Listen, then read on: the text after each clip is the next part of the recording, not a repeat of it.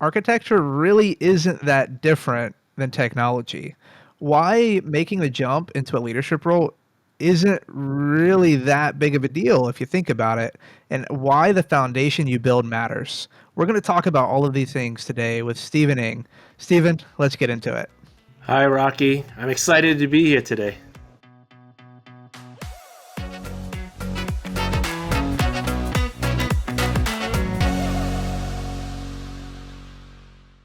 Stephen, how you doing today?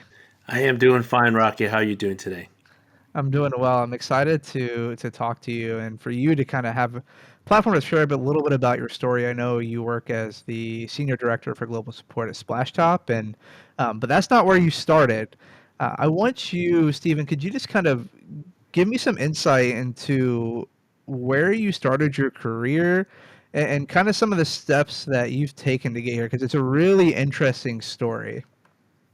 For sure. It is definitely been a journey for me, and it still continues to be one, right? And yes, I did not wake up one morning and say, you know what, I want to be in technology or be in the Silicon Valley. My dream was actually become an architect, to be a designer, create great big things. And so that's why I went to school and got my degree in design and architecture.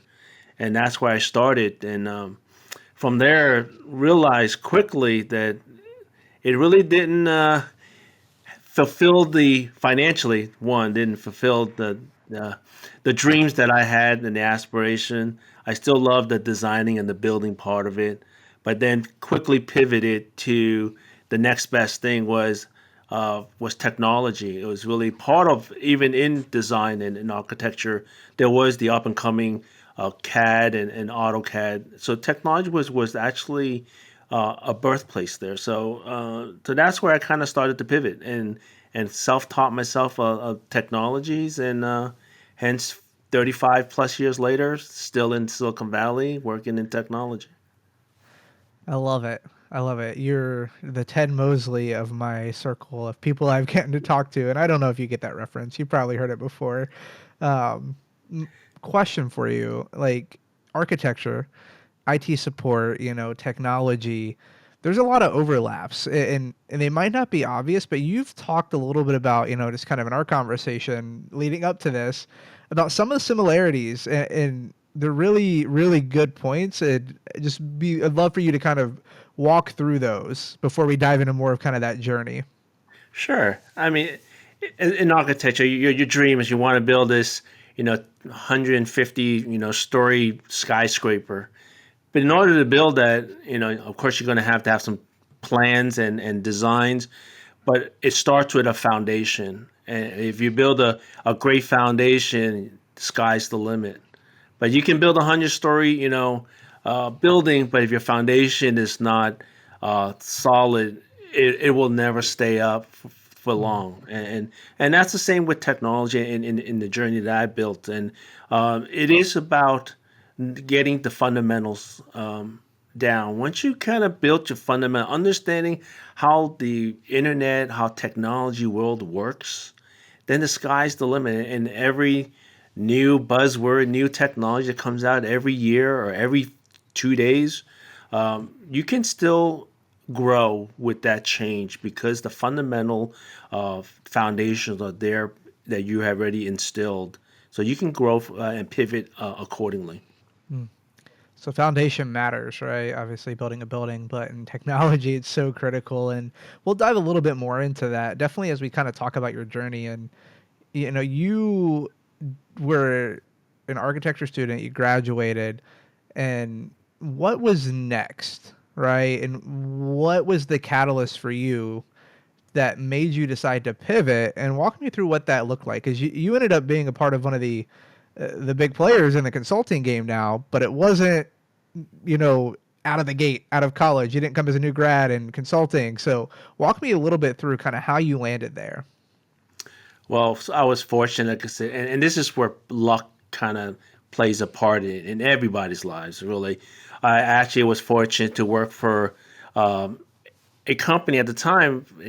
It was called, it was Arthur Anderson. It wasn't even a century yet. It was Arthur Anderson, and they were doing hospital conversions, and I so happened to be was one worked there part time and then became full time while I was going to school, and the project manager that I worked with, the director, she was actually a great mentor for me, and allowed me the flexibility to go to school and still worked on projects and did a lot of conversions and that's where I started learning self-taught myself Unix and got into HPUX and AIX and deck system, all the stuff probably all the new millennials do not understand, but it was back in the day in the late 80s and 90s was there. So that's how I was be able to work with Arthur Anderson, and they became Anderson Consulting, and then now you probably know them as Accenture.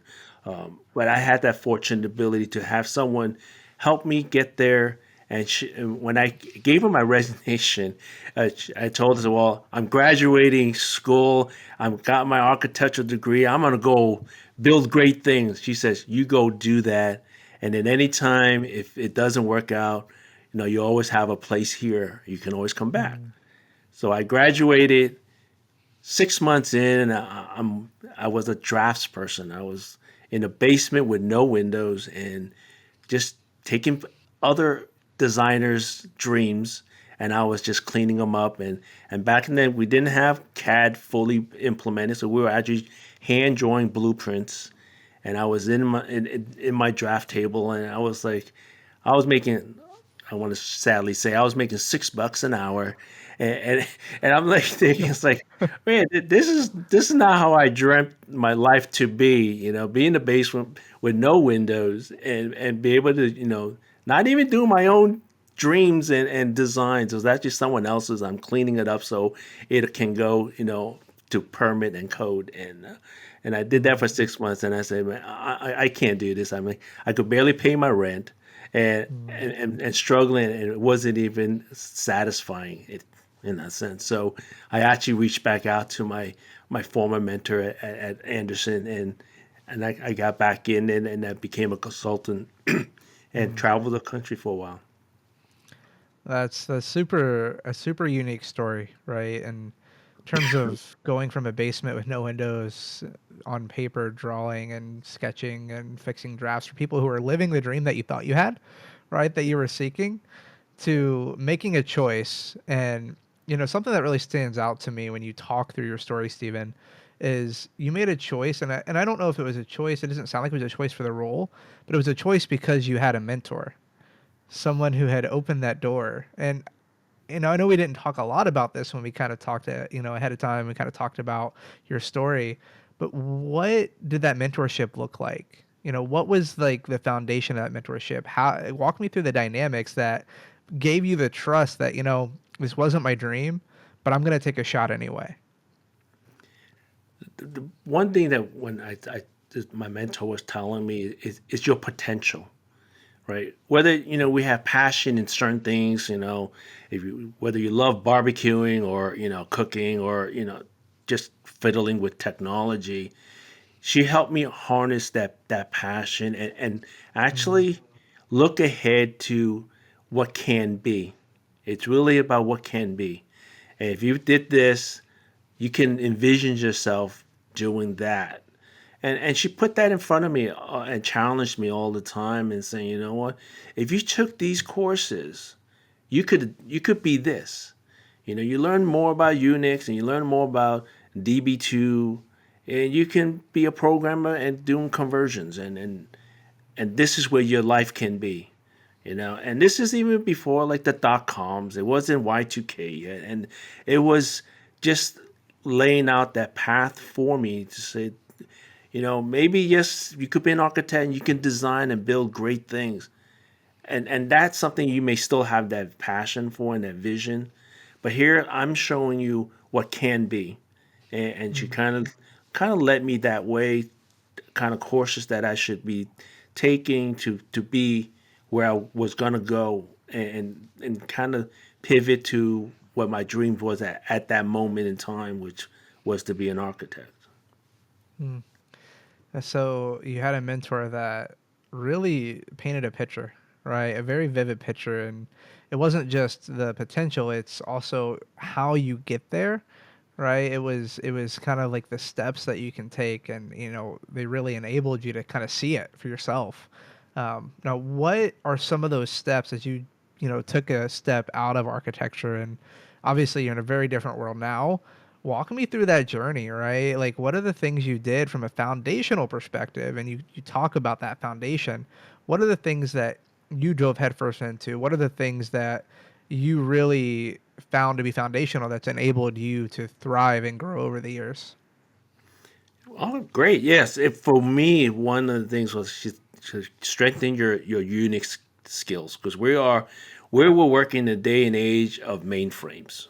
Okay. It's not in the days where, we have mobile phones that are more powerful than some of the mainframes I worked on back then. But it was where we needed to start. So you need to learn about Unix. Pick whichever discipline you want, whether it's AIX or HPUX or any of the compact deck systems. But you have to pick one, and then from there, you can start to learn, understand Unix, understand some programming. So learn Fortran, Pascal, all the languages are probably a couple of government institutions are probably still using, Mm. but it's not as popular as it was back then. But that was the foundation: is to build that, learn about structure and object-oriented programming, and that kind of builds you up to the next phase before, you know, Steve Jobs and Apple and everybody else started coming, and Bill Gates, that kind of changed the whole landscape of technology. What has shifted, right? So those are foundational things that you really clung on to that help build your career. Now, if somebody's, whether it's a new person in the technology space, or maybe it's somebody who is, in management or leading, and they've been in it for, maybe 5, 10 years. And what are the foundational things now, today, right? Looking into the future that you would say are those foundational things that are going to enable people to thrive regardless of the change in technology? Whatever it's still how the internet world is built on. You hear today there's AI and there's ChatGPT and cybersecurity. You see that thrown around, and everyone's like, oh, I'm going to go become a CISO somewhere. I'm going to become, get CISSP certified. But there's still a fundamental part of it. It's how the internet works. And so if you're looking at the foundation, that is the critical part of your foundation is understand how the internet works, how the world plays nicely or not so nicely in today's world. But that's going to help you build everything else. Whether you get into cybersecurity, you need to understand networking, understanding the protocols, the OSI model. And with that, you can challenge yourself to do anything you want. But Mm. still, in today's technology, the buzzword everyone's telling you is your teachers are probably telling you get into security or cybersecurity. You make a lot of money, but at the same time, you're still going to have to go back a little bit and understand how the world works, how the internet works today. That's going to help you to become a cybersecurity expert, right? I love that Cybe. I think I'm gonna call all my cyber friends Cybes from now on. That's a Becoming a Freudian. Cybe. That was a Freudian slip. Hey, I'm gonna coin it, and I'm gonna create a book and make memes out of it. Cybe, I love it. I love it. Now you're in, support role, Yes. and leading, support team. Walk me through architecture to consulting. What other steps did you take? Right, obviously that foundational piece was really critical in helping you get there. But what other steps did you take to kind of get to where you're at now at Splashtop? It's part of it is you're dealing with people, you're working with people, and then you're still gonna need that DNA about customer service. It's the social skills that you'll still need. That's not even part of any technical certification, right? It's being a good person and being Hmm. that person that you're gonna have that DNA, that innate. I'm gonna help you. That's my job. That's what I was put on this earth to do. I want to help you, and that's a key to get to this role where you become in support. And I've been service and support for a long, long time, for decades. but it still comes down to you want to really help people, right? Mm, And that's a key part of I think the growth in this industry. To be in support, it's not for the faint at heart. It's sometimes there are mm, tough days in support because people are calling in, they're upset because they have their own perspective and the reason why they're upset, and partly for mm, me is I like to help those people because probably I am one of those people. I am always, I like things to be right, and when I'm calling a company that I'm a customer for, I hold a high standard, and mm, I want to be serviced in the way I think I deserve to be served. So the mm, flip to that is that if I'm on the service industry, I need to make sure that my team, myself, and we follow that mantra. We have to serve and be at the highest level of service delivery. So it kind of drives both ends of it. And I think partly, as I said, being probably one of the toughest customers there are, but yet on the flip side of it, I will be the advocate for our customers as well. mm. We live in this world where there really is a shift from a service mentality, a transactional mentality to an experience mentality, right? And I think you summed it up without using those words, Stephen, perfectly, right? I want to serve people. I'm put on this earth to serve others, to help you, right? And in our world, you're right. I don't care what role you're in. If you're in support of any time, there are going to be hard days. There are going to be hard days, and Yes. it, remembering that, right?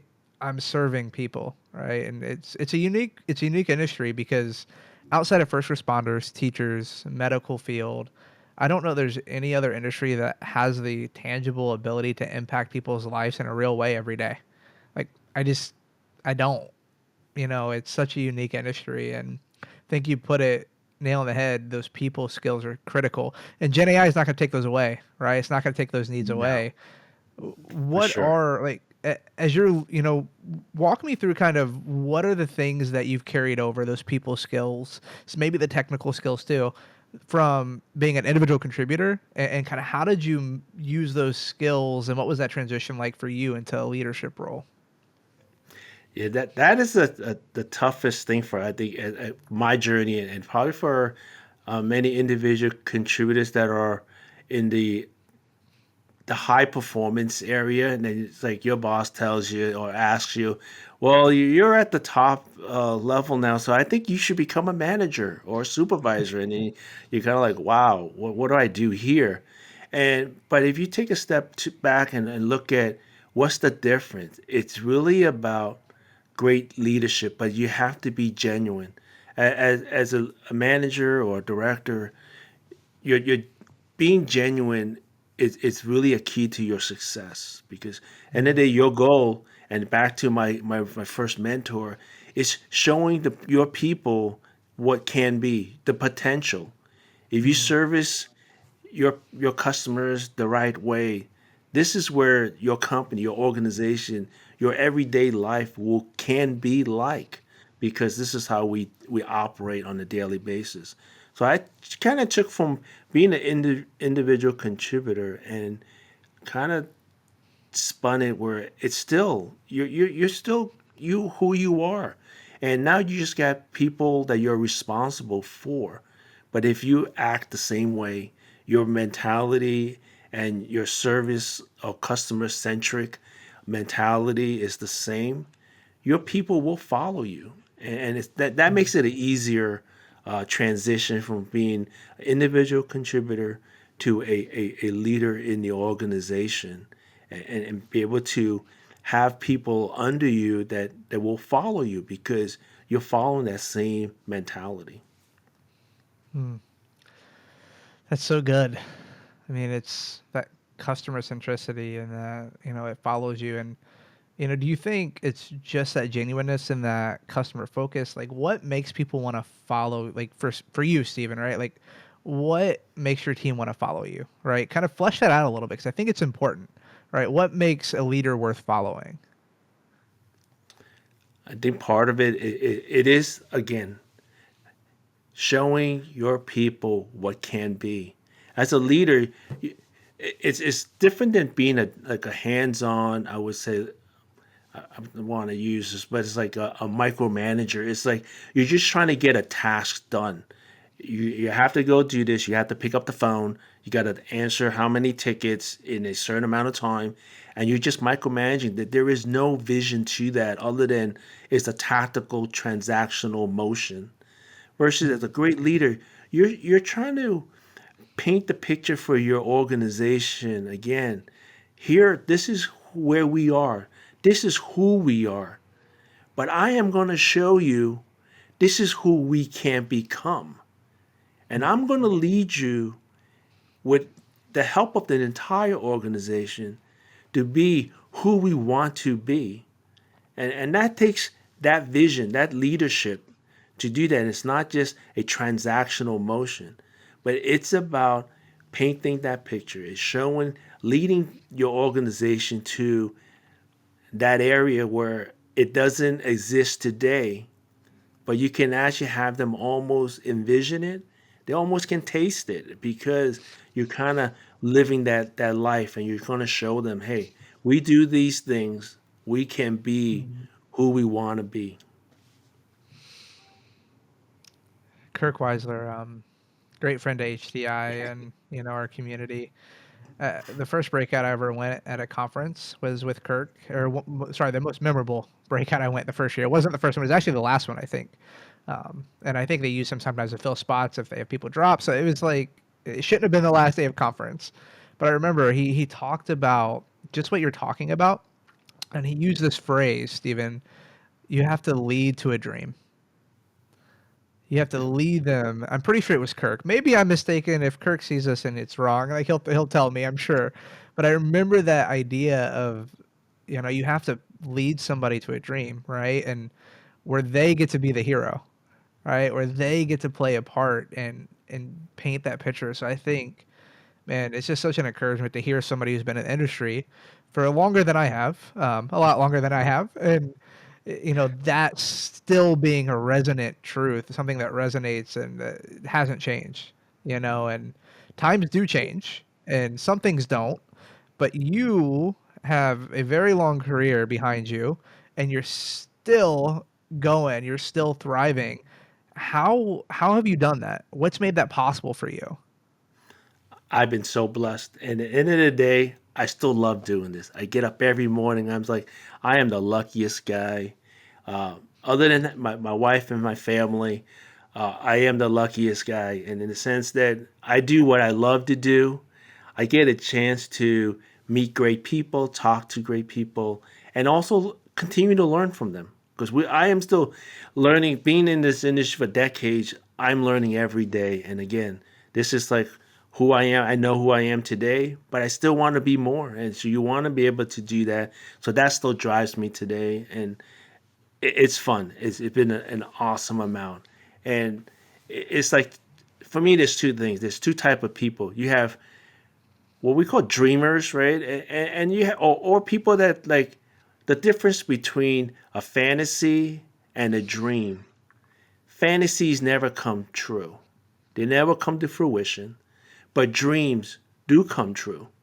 For dreamers who dream, because you're going to make those things happen, dreams can come true. Fantasies will never come true. So that's why I love doing this every day. It's still my fantasy, or I say now it becomes a dream, right? It was a fantasy because, like I said, I want to be an architect.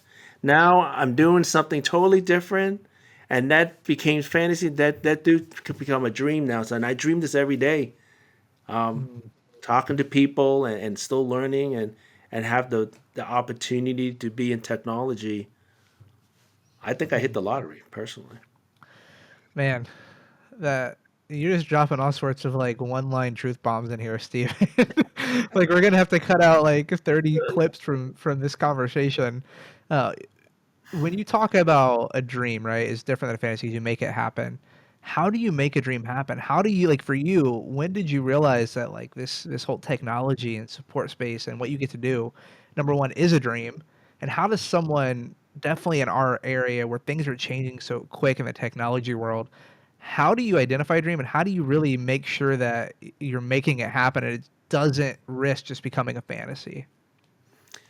Again, back to that foundation, right? It's about, yeah, you want to envision that dream, and it's about, like my first mentor talked about, it's that potential.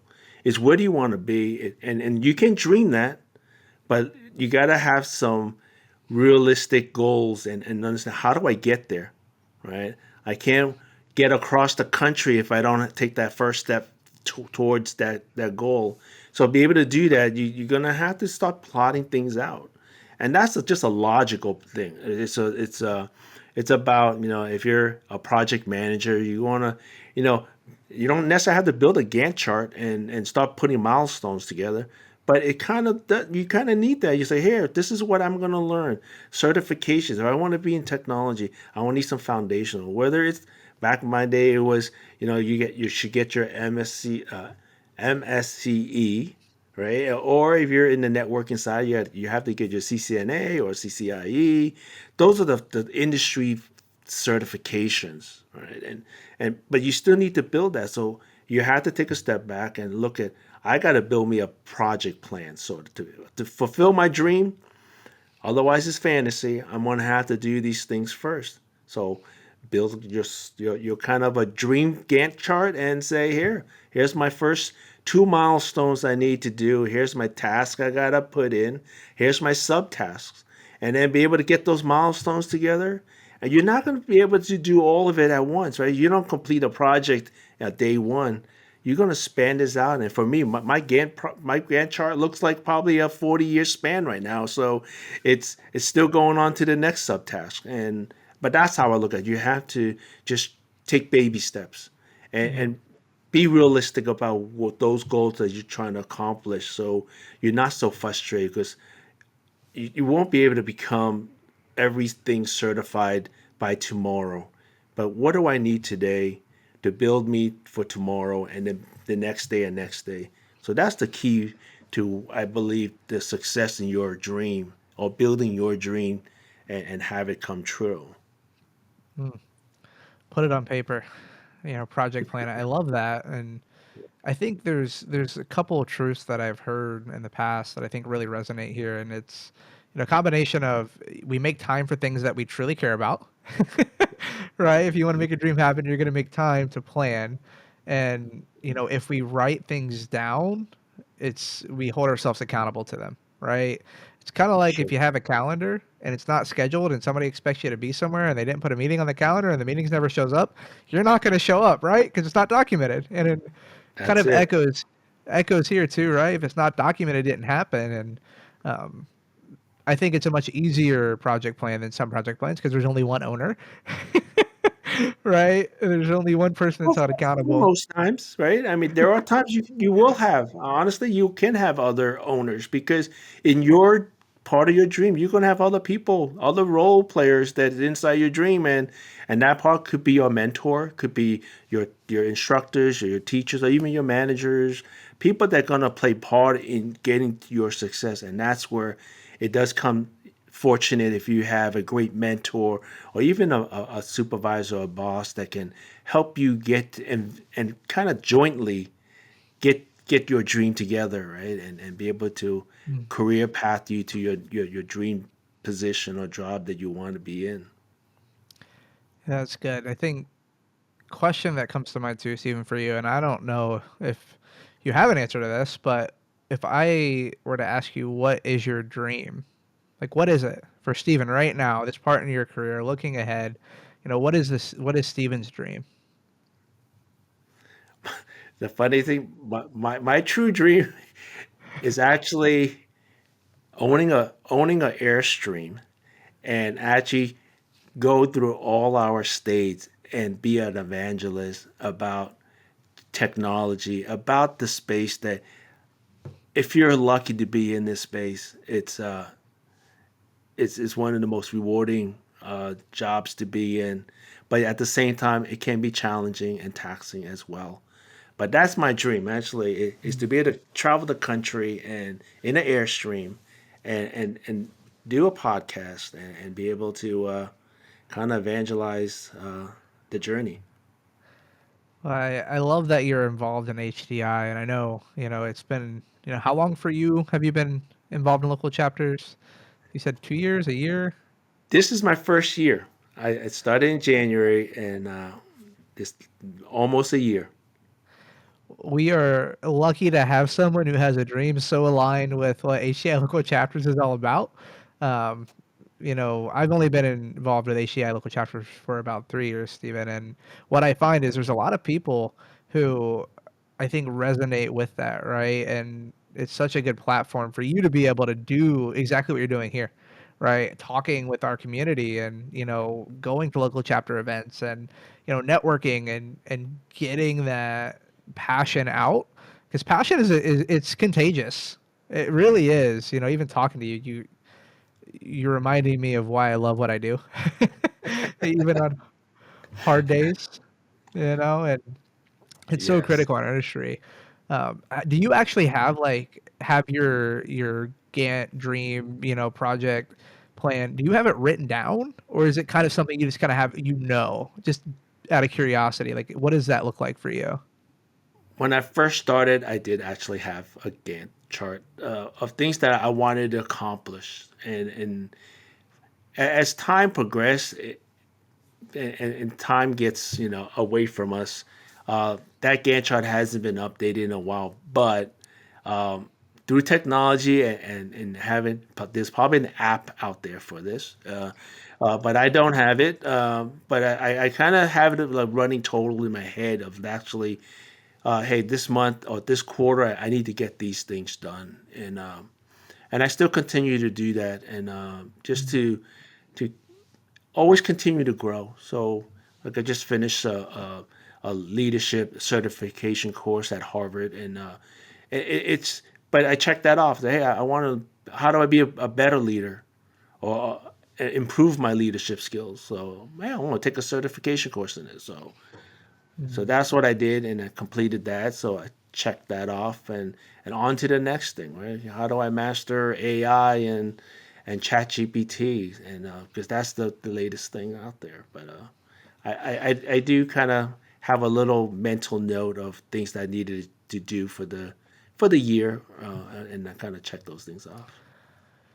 Next year, you and I are gonna sync up, and maybe we can talk. Are you coming to Support Red Live? Maybe we can spend some time talking. I think Yep. there'd be so much value for our community for you to be able to share, even workshop. Like, hey, this is what it looks like to put your dream on paper, because you went through it, right? You, Yep. you've done the thing, with PC version of saying some other things going through my head, right? You've done the thing, and it's so cool to hear how you're still passionate about learning and you still have a thrive and or a drive to just really learn, knowing that's going to enable you to learn and to grow and to, be someone who can achieve those dreams. It's super encouraging. So when in your role right now at Splash Top, like what does your day to day look like? What are your, obviously you've got your foundation, you're continuing to learn and grow, but what is your actual job and what is Splash Top, right? For the audience, what do they do and what do you do to support the business overall? Well, Splashtop, we're a software company that we do a remote access as well as remote support for a lot of IT organizations and companies, as well as for end users. So if you look at it, we've been around for about a little less than 18 years, but through the pandemic, our business kind of exploded because everybody went home and they needed a remote access tool for a lot of the individuals and users, and they were using Splashtop to be able to connect into the work environments. But then, conversely, for a lot of the IT organization, everybody went home. The walk up desks are no longer there, and you don't have help desks because they're all now, everyone is remote and they may not even be close to the vicinity of the office anymore. So our tools were enabling a lot of the IT organization to be able to support your end users and all the devices that are out there seamlessly and really easily utilizing our software. So that's what Splashtop. It's kind of the components of IT support. My role when I first came here, just as I got hired, as pandemic was happening. So I didn't even meet my boss for the first 3 years. I mean, in person. It was all virtual. Um, and he asked me to. Uh, I have a company, and I actually at this point I was kind of retired. I was working for uh, Netgear all over, and we went through an IPO in 2018. And after that, I enjoyed that for a little bit, and then I wasn't working for a little while, just enjoying golf and life. And then my future boss, actually found me on LinkedIn and asked me, "Dude, can you come and scale and support organization? It looks like you have done it in the past." I said, "Oh, sure, why not? This is a small company." And little did I know we were exploding because of pandemic, and we had to scale our organization. So one of my first projects was to actually scale support. We had a team of five, and then now we're global. We have a team over almost 45, 50, I believe.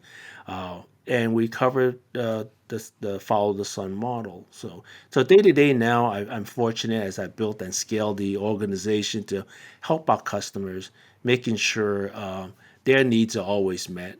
And I have an awesome team with support managers and team leads that are continually understanding our customers and be able to help them to making sure that their jobs are maybe less stressful as they can be, at least utilizing our software to help them do those things. So that's the kind of my day job. And then my part-time job, my company is actually a sponsor nationally, as well as some local chapters for HDI.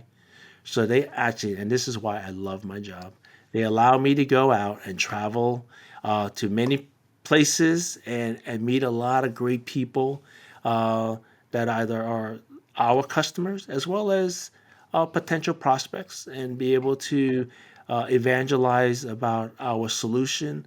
But in general, it's just about the technology world in itself. And so that's what I do for the most part. That takes most of my day, and closely in another week we'll be over in service management world in Orlando, and we'll do it again. I love that. And how we haven't gotten you out to Ohio yet, I don't know. That's on my list for 2025. Me and Chris are going to have a conversation about getting you out to Ohio, Steven. Actually, I was out in Hawaii. I met Chris and Aaron uh, for the Top Golf event. See, the Yes, social event is cool, it's fun, but it's not quite the same as the other events, right? And selfishly, I think Ohio is the best chapter, and I will stand on that. And our events are awesome. Social events are fun, but man, the content that like we just did a security event, and the things you're yes, saying, it's just so fun to watch. Like, no, all of our guests, right, time and time again, echo some things that stand out even when we have a security panel talking about cybersecurity.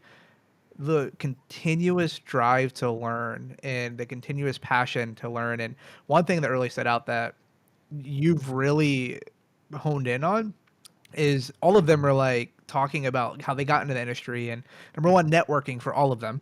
None of them yes, got it because they had the right certification. None of them got it because they went to the right school. It was yeah, all networking and having the foundational knowledge. That piece they said is critical. Like, people don't realize you don't get into cybersecurity and be successful with, like you said, without understanding how the system works and what are people trying to actually, access, and why they're trying to access it. And, if I call the service desk and the support team and they do something wrong, here's the risk, right? And just yeah. really understanding those foundations. So it's just so cool to see that constant theme in everything. Learning, learning, learning, learning, learning, learning. Gotta grow, gotta learn. Can't stay That's it. stagnant. So, You have to be a great puzzle maker. Honestly, mm, it's you have all these puzzle pieces, right? And sometimes you don't even see the whole picture yet yeah. until even to the last couple of pieces. You don't even get that. But understanding, managing all those little pieces, how do I put them together? Some people like to just do the edges first because you can get a bearing, and that's great. Or some adventurous people, "Hey, I'm going to start in the middle and I'm going to just build out," and that can be it. Some people like that too, right? But you have to take a path and a methodical way of accomplishing that goal. Whether you want to Mm, build that 10,000 piece, 5,000 piece puzzle, it takes a method of how to accomplish those things, right? One piece at a time. You won't get the whole mm, thing built, but it's understanding the pieces that you have to put together. And that's same no different than in the technology, where if you want to be a cybersecurity person, you're going to need to understand a little bit about networking. You need to understand about, scripting and what does protocols and packets do, and that builds everything. And that sometimes may not be the most glamorous stuff that you see, because that's the under the hood foundational items, right? But it's like, oh, I would love to be a hacker. Oh, I want to be a good hacker, right? And how do I mm. do that? Oh, you got to do that. Oh, what? What is that? I didn't see that on TV. That was doesn't look that glamorous, right? CSI has it, and then she's like, I just clicked these couple of script lines, and wow, you solved the crime. It doesn't work that way. No, I think it's you think about all these shows, you're right, you're spot on. It's not what you see on TV, right? It's not let Yeah, me have 35 tabs open and do a quick code of line and all of a sudden I have the problem solved. yeah, The panel talked a lot about, things you learn in the foundation are gonna echo. You're gonna be doing a lot of documentation. Like, yep, in cyber, you're gonna be doing a lot of documentation, a lot of explaining things to business folks who don't understand the technical versions of what you're talking about, right? Being able to explain impact and, just 100% spot on. So, Steven, I know we're getting close to time, so I do want to ask you one final send-off question. Before I do that, is there anything else you wanted to add? Anything else about Splash Top, about you, about your journey that you wanted to add before I ask you our final send-off question today? Now, I think, like I said, it's been a joy. It's been a blessed time to actually speaking with you, Rocky, and give me the opportunity to kind of almost rehash a little bit about my journey. Sometimes you do forget all these things that you've gone through in your kind of journey to where you are and who you are today. It's, so I kind of thank you for kind of allowing me to kind of go back in time. And yes, the 80s are still one of the best times, and it still allows me to kind of remember like where I was and where I am today and who I want to be tomorrow. So I appreciate that time and thank you very much. Well, thanks for coming on and being willing and vulnerable to share your story, right? To share about your journey, and that's what we're all about for Bites and Banter. Is giving our community and our guests the platform to do that, Stephen. So thank you for throwing your name in the ring and say, hey, I would love to come on, and it's been encouraging to me and our listeners, whether they're watching you talk on YouTube or they're listening on Apple or Spotify. Number one, subscribe if you're listening if you haven't, and number two, I think it's going to be encouraging for them. So Thank it's you. clear that you show up for other people and not simply for yourself, right? That just echoes in your message. So I love that Thank about you, and I love that about our conversation. So thank you for showing up. Let me ask the question, okay? Final send All off right. question, Stephen. If you could hit rewind and you could turn back time, right? You pull the lever, and all of a sudden, all the little stars come out, and it's, let's say, your architecture days, your $6 an hour days, and you're in the dark room, and life is beating you up. You're seeing these pretty skyscrapers that you didn't design. You're fixing other people's design, right? What is the words of wisdom or advice that you would give to younger Steven? For one, I would say be a good risk taker. And that means continue to dream, but figure ways to how you can accomplish those dreams one step at a time. And that takes, like I said, being a risk taker, but do everything, do anything. The things that you may not think that it's like, oh, it has any relevance. That's not part of back in my college days, it's not part of your curriculum. But outside of that, it's going to add to your toolbox. You know, whether I used to be a electrician apprentice, has no bearing, but it did because now I know how electrical and connections and connectivity works, and and I did plumbing too, so understanding how things put together. So no matter what you do, and I would tell my younger self, just take a risk, just do it. You'll whatever the worst outcome, you just learn some more trivial information that you may not apply, but one day you will apply it. I guarantee it. So that's I think my best advice for my younger self. Mm. Be a And risk taker. it's a good advice for all of us too. Be a risk taker, be brave, take the steps. Awesome. Steven, well, thank you so much for your time today. I appreciate it. I appreciate your vulnerability, being willing to share your story. And I can't wait for our listeners to get to hear and our HTI local chapters community to just learn from you. So, that being said, appreciate your time, and we will catch you on the next episode of Bites and Banter.